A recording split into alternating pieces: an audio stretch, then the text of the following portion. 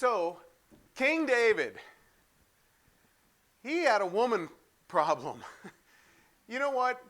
Bad-mouthing King David, to some people, it's kind of like bad-mouthing Mother Mary. You just don't do it. Touch not God's anointed.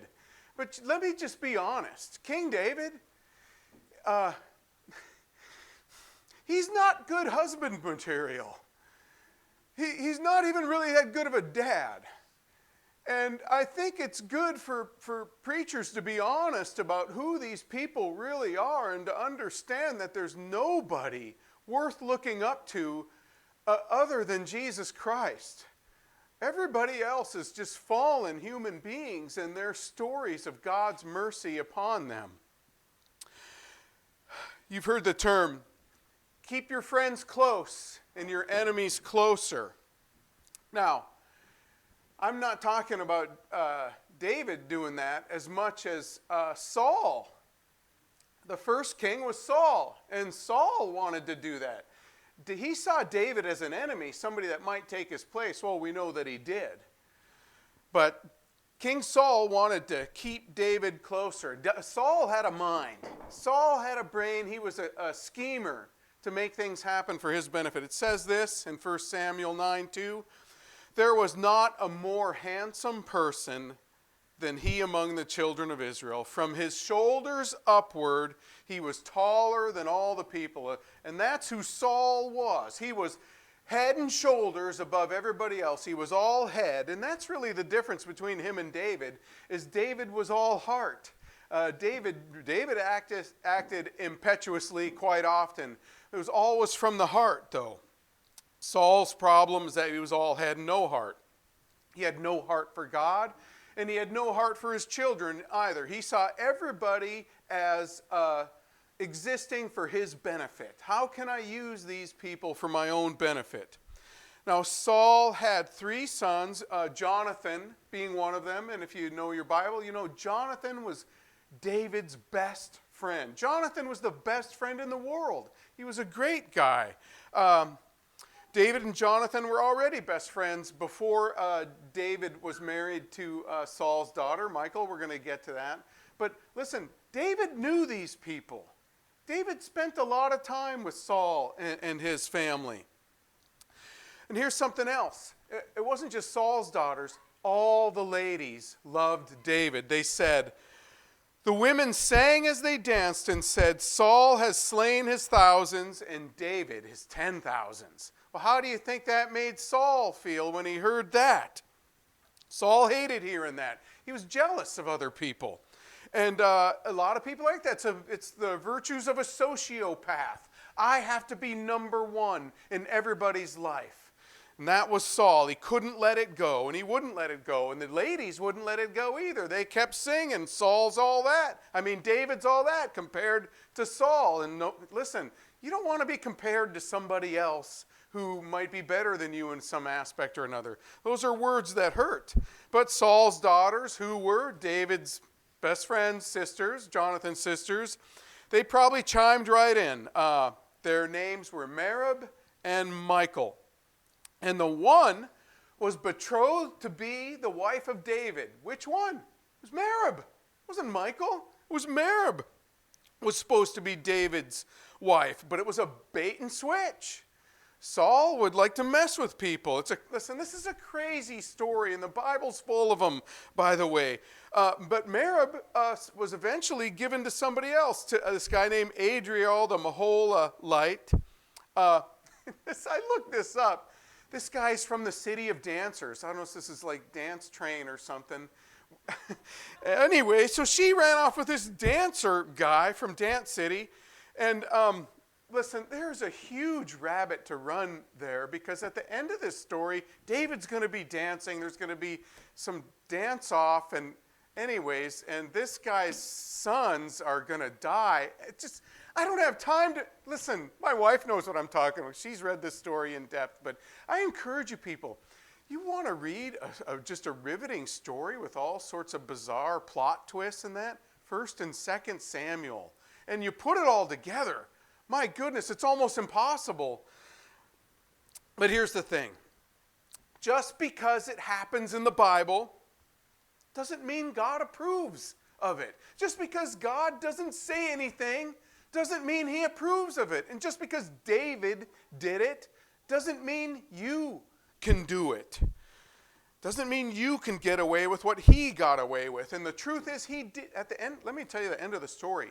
He didn't get away with it. David ruined his family over his sins. Now, back to the Bible here. Now, Michal, Saul's daughter, loved David. Now, this is the first time in the Bible it mentions that a woman loved a man. I don't think it's the first time a woman loved a man, but it's the first time that it's mentioned in the Bible, and I'm surprised, or maybe I'm not surprised, that it took so long for it finally to be mentioned. So surely this is a marriage that's made in heaven and everything's going to work out great, right? No, it's not. And they told Saul that Michal loved David, and the thing pleased him. Why? Because Saul was suddenly happy. Oh, I'm so glad my daughter's in love. No, Saul's thinking, I can use her too. I can use her to his own daughter. Saul said, I will give her to him that she may be a snare to him. Now, how is she going to be a snare? Listen, that doesn't really have anything to do with her. Listen, I think she was an attractive woman. I think that she was a prize to be won. But this is the reason, Saul says, that the hand of the Philistines will be against him. Now, that may not make sense to us right off the bat, but it makes sense to Saul because he's a conniver. He's a planner. The Philistines, it's Saul's plan to force David into some kind of deal to pay off the wedding dowry for Michal. He wants to force David into trouble in the hopes that he dies trying to please for the king's ransom for the daughter that he's selling. So what kind of guy is going to do this? Therefore, Saul said to David a second time. So this wasn't the first time Saul thought about this. Because like I said, the first time was Merab, the other daughter. But she ran off with the guy from Dance City. Anyways, he says to David, you shall be my son-in-law today.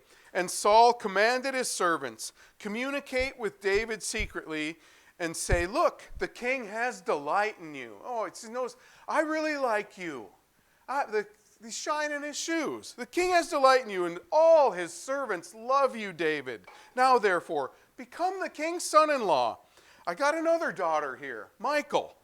So Saul's servant spoke those words in the hearing of David, and David said, does it seem right to you, a light thing, to be the king's son-in-law, seeing I'm a poor and lightly esteemed man? And the servants of Saul told him, saying, in this manner David spoke. Then Saul said, thus you shall say to David, listen, the king doesn't require any dowry but this, 100 foreskins of the Philistines to take vengeance on the king's enemy, because Saul thought to make David fall by the hand of the Philistines. Now you see that? That's an evil plan. He's not giving him a break or being nice to him. He wants him to die. And I got to pause here and point a few things out. Saul is a bad man. Only a bad man. Listen, that's an evil plan. It is an evil plan to take a man's genuine love for his country and for his God and for his king and devotion for that, and use that part of your plan to keep your position, to keep your power, to keep your politics. It's an abominable plan to make somebody die so you don't get exposed for the fraud that you are. Saul is a bad man.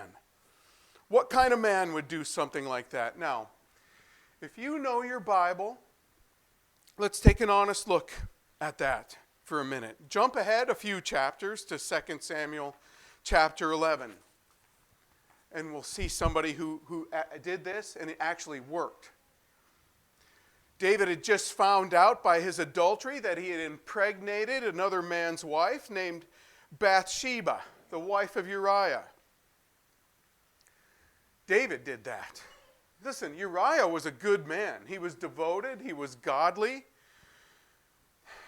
So David called him back to town to try to get Uriah to sleep with his own wife, to pretend that the baby could have been hers, because Uriah's out fighting. Uriah's out doing the right thing. David said to Uriah, stay here, stay with your wife, but take a couple days off. But he wouldn't do it. So David made him drunk, verse 13. Made him drunk, so in the hopes that he'd go back down to his house, and he wouldn't. And so when it wouldn't work in verse 15, David said this, set Uriah in the forefront of the hottest battle and retreat from him, that he may be struck down and die. And he was. He was killed. Some of the people of David's servants fell, and Uriah the Hittite was killed. So, to protect David, listen, what's the difference? What's the difference? David's no better. He's no better. You know what I'm seeing here quite often in the life of David? Now, don't throw anything at me. But sometimes he's a real scumbag. He does some really bad things. And I think it's okay for a preacher to preach that. Listen, a lot of people say, well, David's a type of Christ, and don't you say anything. Listen, David's a type of a sinner. That's what he is. And you're going to see that over and over in his life. In fact, when I look at 1 and 2 Samuel, I see this. I see a lot of Christ typology in these books, in the other people around David. In the other people around David, in Abigail, in Jonathan, in Uriah. Listen, if I listed off the things that David did, if we were just talking about some political ruler, some president or king somewhere in the country, and I just started listing off the things this guy did without naming David, you'd say, that guy is for sure in hell today. That's what you'd say. I mean, and we'd say with good reason, that's what we'd say. I've heard people say that about Saul, and I keep thinking about, how so many people say, oh, I'm sure he's in heaven playing a harp, or I'm sure that person's in hell burning in flames. Listen, I think it's wrong for us to opine about these things. I really do. I think that's God's job to sort some things out. But I do see this, one thing about David that's different, is that David consistently repented. David consistently kept throwing his own righteousness under the bus and saying, God, impute your righteousness to me. And I look at my own life, and I look at the life of David, and that's how I can see, all right, now I can relate to this guy. I need forgiveness. I need forgiveness. I mean, I look inside. Listen, not just myself. I look at a lot of people around me who I thought they were great people, but the more I get to know anybody, the more you see their skeletons peeking out of their closets, and you're like, what? I don't get it. But then I think about what goes on in my own mind. It's like a scary movie. It's like Halloween or Psycho going, listen, you don't want to know what's going on there. Anyways, I don't like what's going on there. My goodness. Are you thankful for forgiveness? I am. David was. Saul. He didn't care. Saul didn't think he needed forgiveness. David, every once in a while, David could do something bad, and a year later, he'd fall on his face and say, what have I done? What have I done? So, David's going to do in the future the thing that Saul tried to do to him. So, let's back up to Saul again. I just wanted to point that out, that Saul was bad for planning that, but David actually did do it. So, the king does not desire any dowry for Michal, but 100 foreskins. Do you know what a foreskin is? All right, ask your mom. Ask your dad. 100 foreskins of the Philistines to take vengeance, and Saul thought to make David. So listen, Saul's got this date my daughter application. I got one of those somewhere. Where is it?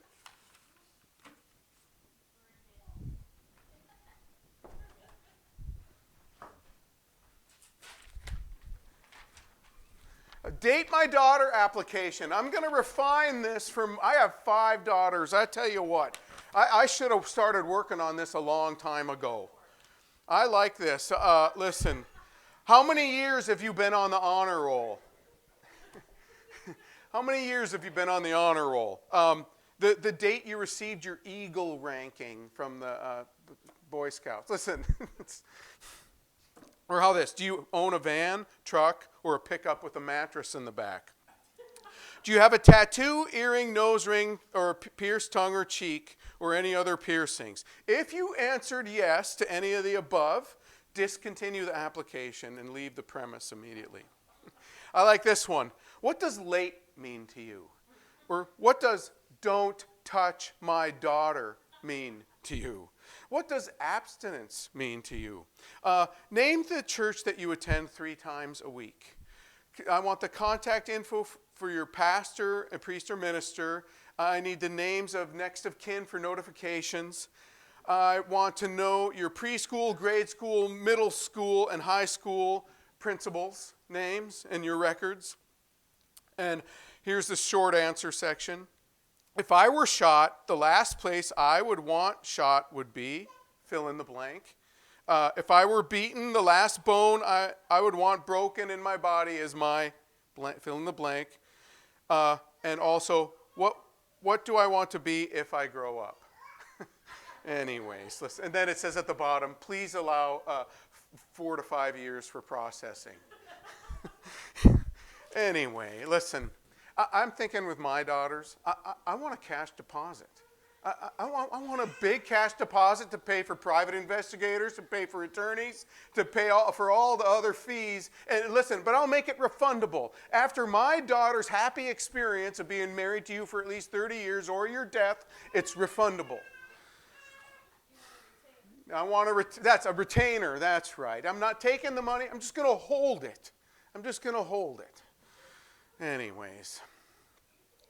So when his servants told David these words, it pleased David to well become the king's son-in-law. And now it says this, now the days had not expired. And I'm thinking, why does it say that? Just a limited time offer. This is a limited time offer he's given him. Therefore David arose, went, he and his men, and killed 200 men of the Philistines. So instead of 100, they went and collected 200 foreskins and brought in the full count to the king. Who's counting these things? And that he might become the king's son-in-law. Then Saul gave him Michal, his daughter, as a wife. Now, again, that's what sets David apart. He's all heart. Man, you want 100 foreskins? I'll give you 200. I think he truly loves Michal. I really do. This is his first girl. He loves her. And I'm thinking, you think he would have stopped at 50 or 100, but he went and he got 200. And like, I don't know. Anyways, at the end of the story, though, they're both going to lose respect for each other and love. You think this could never go wrong, but it does. It's hard to find redemption in this story. But when Saul saw that David brought 200 foreskins, he said, he knew that the Lord was with David. He's thinking only God could do such a thing. You'd think after the first 50 or 100, the guy would quit. But he brought 200. My goodness. And I'm thinking, what are you going to do with these things? You know, when I was a kid, they used to take the pop taps off of cans. Used to have a pop top. And you'd like fold them all together and make a chain out of them and like a door to walk through. Anyways, you have to be in the 1970s for that. So Saul saw and knew that the Lord was with David and that Michal, Saul's daughter, loved him. And like I said, I think David loved her too. But what could mess that up? What could mess such devotion? Such a dowry paid, and the king's daughter and the greatest kid that ever lived with a slingshot is David, and this great marriage. What's going to mess it up? Here's what's going to mess it up. Greed, lust, politics, other men, and other women. That's what's going to mess it up. Sin. That's what's going to mess it up. But at this point, Saul is still more afraid of David. So Saul becomes David's enemy continually. But you know what Saul did like about David? He could play the guitar. I mean, David, play the harp, the strings that'll make you cry. I mean, the guy was really good at it. Whenever Saul was feeling psycho, he'd call David, and David would come and play for him, would mellow him out. But he's so good at it, it's made him jealous. Listen, everybody's jealous of the guitar man, don't you think? It's like, oh, I wish I could play the guitar. All the girls would like me. And Saul's response is this: he tries to kill him while he's playing. Multiple times while he's playing, he tries to kill him. And this happened, actually, this is before the wedding. Saul tried to kill him with his spear while David was playing the guitar. And then again after the wedding. So, listen. You think somebody's going to change just because you marry them? No, listen, I don't think so. And if you can't change your spouse, you think you're going to change your father-in-law or your daughter-in-law? Listen, it ain't going to happen. Not for these people. Not going to change them. So Saul with his spear in his hand, this is 1 Samuel 19:9. A distressing spirit from the Lord came upon Saul as he sat in his house with his spear in his hand. So this is after the wedding. Saul is sitting there with his spear in his hand, and David's playing music. And then Saul sought to pin David to the wall. Now listen, this has happened before. I'd get a little nervous if I was David. Hey, Saul wants you to come play your harp for him. He's really down. He's really depressed. Can you come play it? And he's like, and then you show up and he's sitting there with his spear in his hand. You're like, man, I better play good.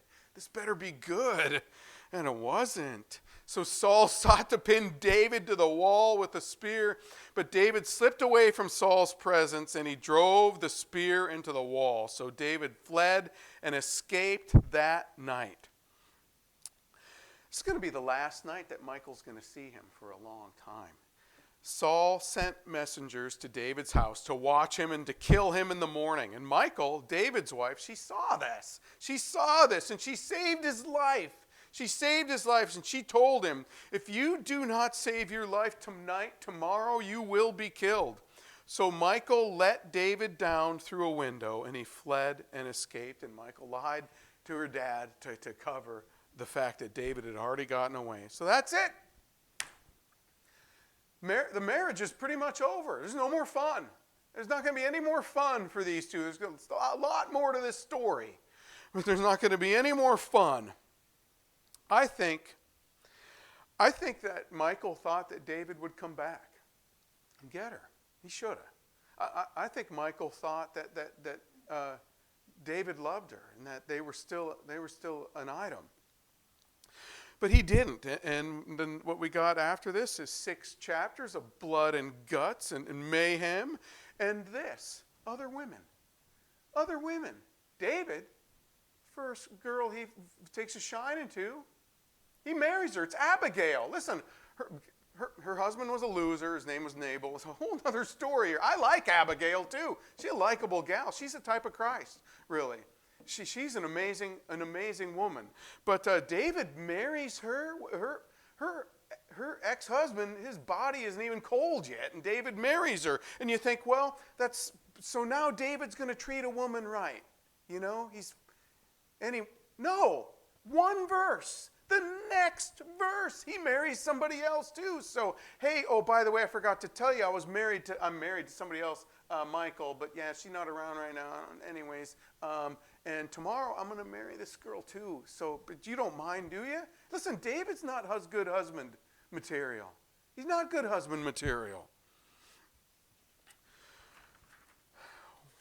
David marries Abigail, and he marries Ahinoam of Jezreel, and they were both his wives. That's 1 Samuel 25. So now David has 3 wives at least. But Michal loved David. David didn't wait for her. I think David's starting to love David. David took what David wanted, and David wanted women. And let me say, it was, well, that's because he's God's anointed and God wanted to just bless him. No, listen, not true at all. David ruined his home. By all these women problems, David ruined his house. He ruined it. Caused a lot of people to lose respect for him and a lot of other things. And ask yourself this. What did Michal do to deserve this? Look at it from her point of view. What did she do to deserve this? Sometimes we shouldn't even ask these questions. We speculate on why bad things happen. Let me tell you why bad things happen. Because it's a broken world. Why do you think Jesus wept? Because it's a broken world. Why do you think Jesus was crucified? Because people live lives like this, and we all need forgiveness. That's why. That's why bad things happen. Is the world a bad place? Let me just tell you the answer. Yes. Yes, it is. How bad is it? Well, let me tell you. So bad that it took the most expensive substance that ever existed to redeem it. The blood of the only Son of the most holy God. There's nothing more costly. There's no more costly price. So should we opine about, well, she really deserved it, or he did this or that and this, or they're there in hell or they're in heaven. Listen, it's a broken world. It's a broken world. And when we step into this situation and we start judging people, people's salvation, that's a dangerous place to be. Because you know what? We need it. We need that forgiveness.